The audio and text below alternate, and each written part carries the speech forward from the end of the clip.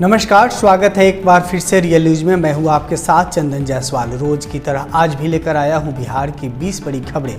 खबरों की शुरुआत करने से पहले एक नज़र सुर्खियों पर। बेतिया में स्वास्थ्य विभाग की लापरवाही का मामला सामने आया। बंध्याकरण के बाद महिला ने दिया नवजात बच्चे को जन्म। नरकटियागंज में 2 अलग अलग जगहों पर सड़क दुर्घटना में 3 लोगों की मौत, 4 लोग गंभीर रूप से हुए घायल। लायंस क्लब मोतिहारी के सदस्यों ने ठंड को देखते हुए ट्रैफिक पुलिस और जवानों के बीच बांटी जैकेट और कंबल। मोतिहारी पुलिस कप्तान स्वर्ण प्रभात ने कहा, अच्छी पहल। सदर अस्पताल में बिहार का पहला mental new born care unit का हुआ उद्घाटन। रोगग्रस्त बच्चे के साथ अब मां को भी मिलेगी साथ रहने की सुविधा। महात्मा गांधी केंद्रीय विश्वविद्यालय का द्वितीय दीक्षांत समारोह की तैयारी को लेकर केंद्रीय विश्वविद्यालय और जिला प्रशासन की बैठक हुई आयोजित। सुगौली में फरार मुखिया पुत्र के घर की न्यायालय के आदेश पर हुई कुर्की। अवैध रूप से आर्म्स का प्रदर्शन करने के साथ पुलिस अभिरक्षा से फरार होने का था मामला दर्ज। मोतिहारी में शिक्षक से रिश्वत मांगने का वीडियो आया सामने। जिला शिक्षा पदाधिकारी ने वीडियो को जांच के बाद कार्रवाई करने का दिया आदेश। शिवहर जिले के 2 प्रखंडों में शांतिपूर्ण तरीके से संपन्न हुआ पैक्स चुनाव। जिलाधिकारी से लेकर जिला प्रशासन ने लिया मतदान केंद्रों का जायजा। पूर्व सांसद आनंद मोहन और केंद्रीय मंत्री चिराग पासवान के बीच बढ़ा जुबानी जंग।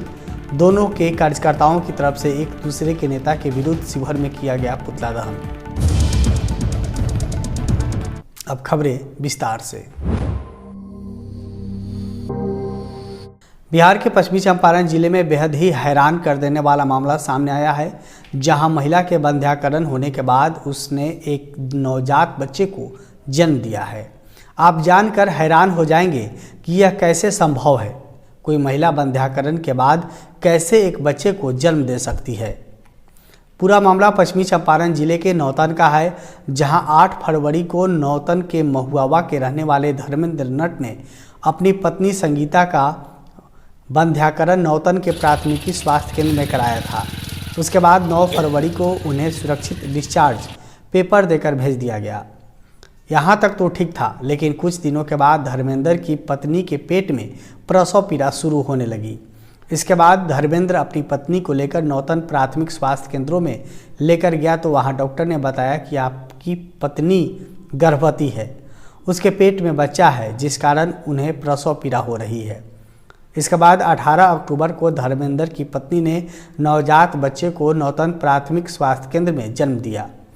वही इस मामले के सामने आने के बाद स्वास्थ्य विभाग पर तमाम सवाल खड़े हो रहे हैं कि आखिर बंध्याकरण किस प्रकार किया गया कि महिला उसके बाद गर्भवती हो गई। नौतन प्राथमिक स्वास्थ्य केंद्र पर तमाम सवाल खड़े हो रहे हैं कि आखिर किसकी निगरानी में इतनी बड़ी लापरवाही हुई है।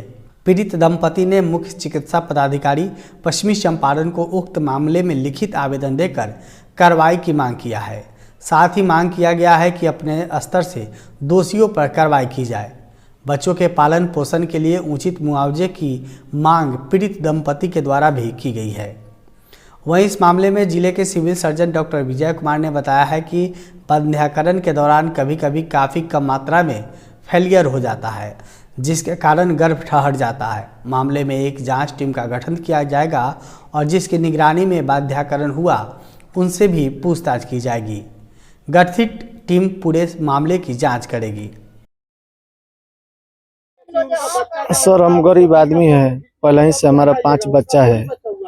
हम बच्चा नहीं चाहते थे, जैसे कि हम लोग पालन पोषण हम नहीं कर पाते थे और इसीलिए हमारा बच्चा बंद करवाने गया नौतन सरकारी हॉस्पिटल में।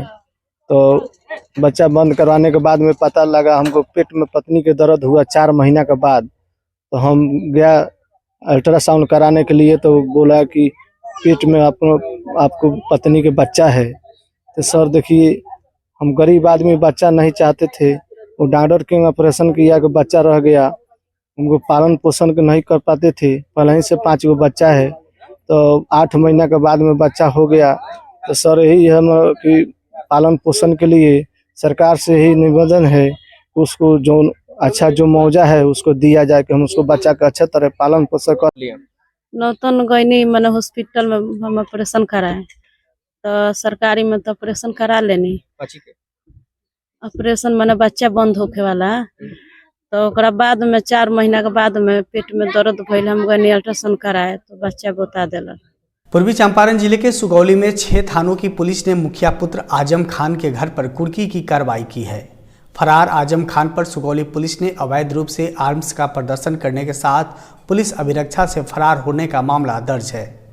आजम खान के घर पर कुर्की की यह कार्रवाई सदर एसडीपीओ जितेश पांडे के नेतृत्व में सुगौली, बंजरिया, छतौनी, मुफस्सिल और रघुनाथपुर पुलिस ने किया है। कुर्की की कार्रवाई से पहले पुलिस ने उनके गांव में माइकिंग किया और अभियुक्त के परिजनों और शुभचिंतकों से आजम खान को 20 मिनट के अंदर न्यायालय में आत्मसमर्पण करने की अपील की और ऐसा नहीं करने पर कुर्की की कार्रवाई करने की बात कही गई। लेकिन जब निर्धारित समय सीमा से आत्मसमर्पण नहीं किया तो पुलिस ने यह कार्रवाई शुरू कर दी। बता दें कि आजम खान के ऊपर मुहर्रम के मौके पर अवैध हथियार प्रदर्शन का मामला दर्ज हुआ था। मोतिहारी मुफस्सिल पुलिस ने गिरफ्तार भी किया था और ये पुलिस अभिरक्षा से फरार हो गए थे, जिसमें पुलिस को उनकी तलाश थी, जिसके बाद भी उन्होंने न्यायालय में आत्मसमर्पण नहीं किया। कोर्ट ने उनके गिरफ्तार नहीं होने की स्थिति में कुर्की का वारंट निर्गत किया था। पुलिस कार्रवाई के दौरान यह भी अफवाह फैली थी कि आत्मसमर्पण करने जा रहा है। इस पर कुर्की की कार्रवाई भी कुछ देर के लिए रोक दी गई, लेकिन बाद में कुर्की की कार्रवाई को जारी किया गया। होता है पतला भी है, पतला कुछ है, पतला कुछ है, छेनी है, हाथ हटाओ ना, ठंडा का मौसम है। चलो हटा, ठीक, अंदर से भी लगा हुआ। सुगौली थाना कांड संख्या 317-24 से आर्म्स एक्ट में आजम खान पे सर नईम खान के विरुद्ध माननीय न्यायालय द्वारा कुर्की निर्गत किया गया था, जिसके संदर्भ में आज कुर्की किया जा रहा है। पश्चिमी चंपारण जिले के नरकटियागंज में 2 अलग अलग जगहों पर सड़क दुर्घटना में 3 लोगों की मौत हो गई, जबकि 4 लोग गंभीर रूप से घायल बताए जा रहे हैं। पहली घटना रामनगर मुख्य पथ पर चमुआ गांव के बीच वाहन की ठोकर से एक 3 वर्षीय बच्ची की मौत हो गई। वहीं दूसरी तरफ हरदी टेढ़ा मुख्य मार्ग पर बीती रात सड़क दुर्घटना में 2 चचेरे भाइयों की दर्दनाक मौत हो गई। बताया जा रहा है कि बीती रात जिस 2 युवकों की मौत हुई थी उसमें एक युवक की आज सगाई होने वाला था। लड़की वाले लड़का के घर आने वाला था। वहीं घटना के बाद दोनों परिजनों के गांव में परिजनों का रो रो कर बुरा हाल है। तो वहीं दूसरी तरफ भाइयों की मौत के बाद पूरे इलाके में सन्नाटा छाया हुआ है।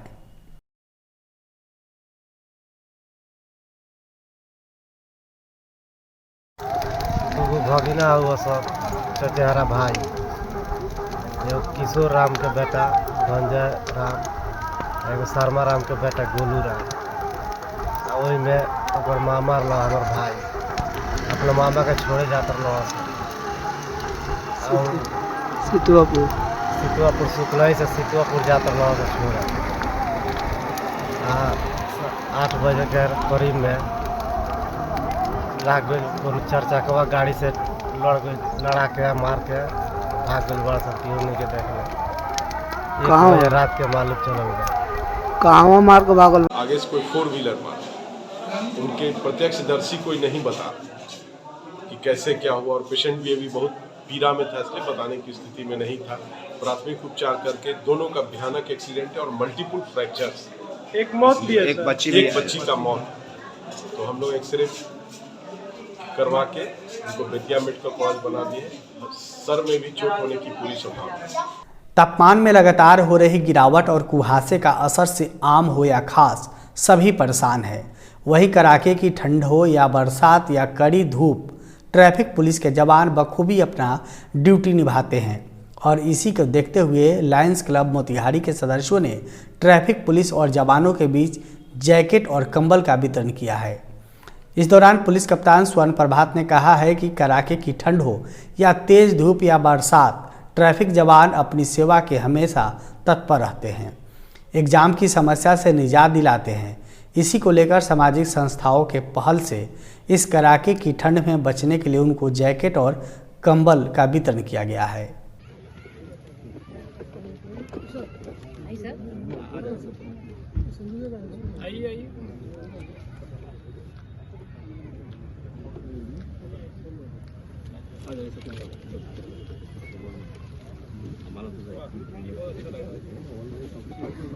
एक थोड़ा पहन एक वो पहन के आएंगे चलेगा पहले जी पहन लोग ये 3-4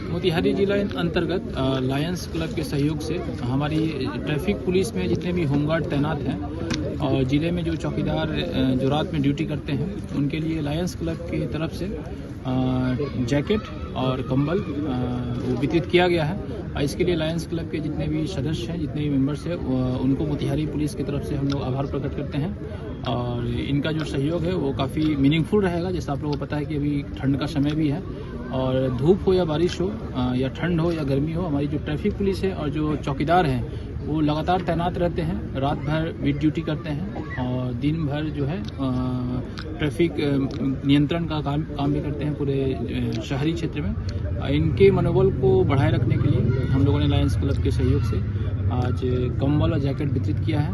जो पुलिस बल हमारी जनता की सेवा में 24 घंटे तत्पर रहती है और ये ठंड का मौसम है तो हम लोगों ने सोचा कि जो सामाजिक जो हमारे लिए दिन रात एक करके मेरी सुरक्षा के लिए, मेरे हर कामों के लिए तत्पर रहते हैं, उनके लिए भी छोटा सा सहयोग अपने क्लब की तरफ से हम लोग भी करें, जिससे समाज में एक सौहार्द भी बना रहेगा। तो लायंस क्लब मोतिहारी ने अपनी तरफ से मोतिहारी के सदर अस्पताल परिसर में MCH भवन में जिलाधिकारी सौरभ जोरवाल ने 3 बेड के mother new born care unit का उद्घाटन किया है। उद्घाटन के मौके पर BMGF और यूनिसेफ की नेशनल टीम मौजूद थी। इस मौके पर जिलाधिकारी, सिविल सर्जन ने साथ अन्य चिकित्सकों ने मदर न्यूबॉर्न केयर यूनिट के बारे में जानकारी दिया। बता दें कि WHO के रिसर्च के अनुसार मां के साथ रहने वाले रोगग्रस्त बच्चों की 40% तीव्र रिकवरी होती है, वहीं नवजात बच्चों की मृत्यु दर में कमी पाई जाती है। इस मौके पर CS विनोद कुमार सिंह ने कहा कि नवजात शिशुओं के साथ उनके माताओं को भोजन के साथ अन्य प्रकार की सुविधाएं मुहैया कराई जाएगी। आज सदर अस्पताल में CS साहब और DS साहब और बाकी सभी उनकी टीम है, उसके द्वारा MNCU स्टार्ट किया गया है। पहले SNCU यहाँ पे था, SNCU में बच्चे रखे जाते थे।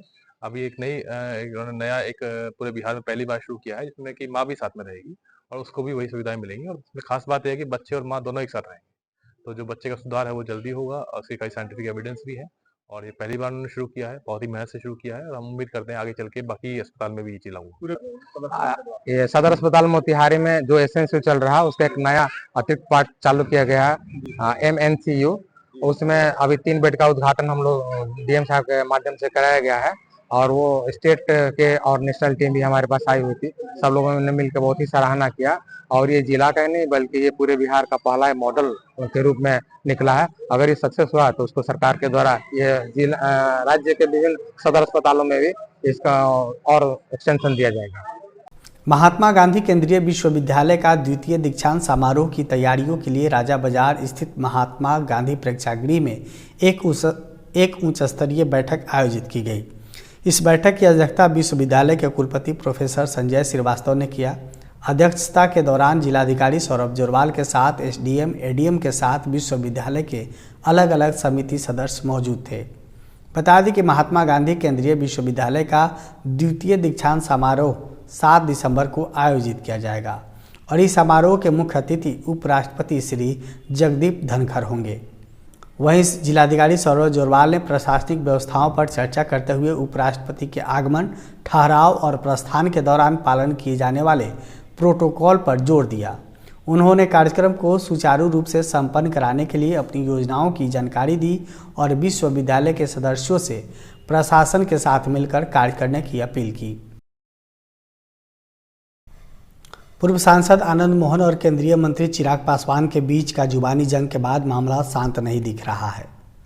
एक तरफ अनुसूचित जाति और अनुसूचित जनजाति के खिलाफ गलत बयान देने के आरोप में अनुसूचित जाति और अनुसूचित जनजाति महासंघ के कार्यकर्ताओं ने पूर्व सांसद आनंद मोहन और उनके बेटे विधायक चेतन आनंद का पुतला दहन किया, तो वहीं दूसरी तरफ आनंद मोहन के समर्थकों के द्वारा भी चिराग पासवान का पुतला दहन किया गया।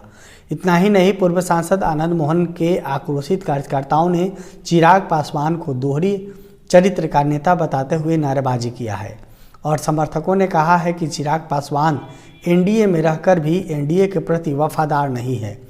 वहीं दूसरी तरफ अनुसूचित जनजाति महासंघ के कार्यकर्ताओं ने पलटवार करते हुए कहा है कि सीएम नीतीश कुमार के कारण आज आनंद मोहन जेल से बाहर है और सीएम के कारण ही उनका पूरा परिवार राजनीति में है। वो नरेंद्र मोदी के वोट से जीता है, वो नीतीश कुमार के वोट से जीता है। आनंद मोहन का कोई अपना वोट नहीं था, फिर भी हमारे वोट से जीतकर हमारे नेता को, हमारे दलित पर अपमान शब्द बात कर रहे हैं, हम लोग को टारगेट कर रहे हैं। मैं उनका पुतला दहन कर रहा हूँ, मैं उनका विरोध कर रहा हूँ।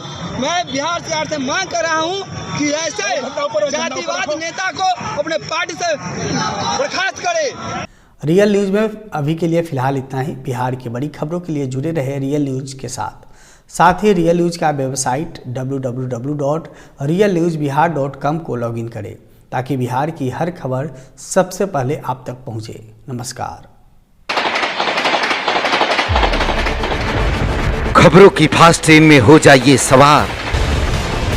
30 मिनट में बिहार झारखंड की हर खबर, राजनीति, अपराध, खेल, मनोरंजन से लेकर व्यवसायी जगत पर नजर। आधे घंटे में 30 बड़ी खबरें।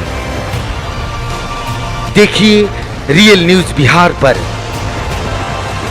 रोजाना रात 9 बजे।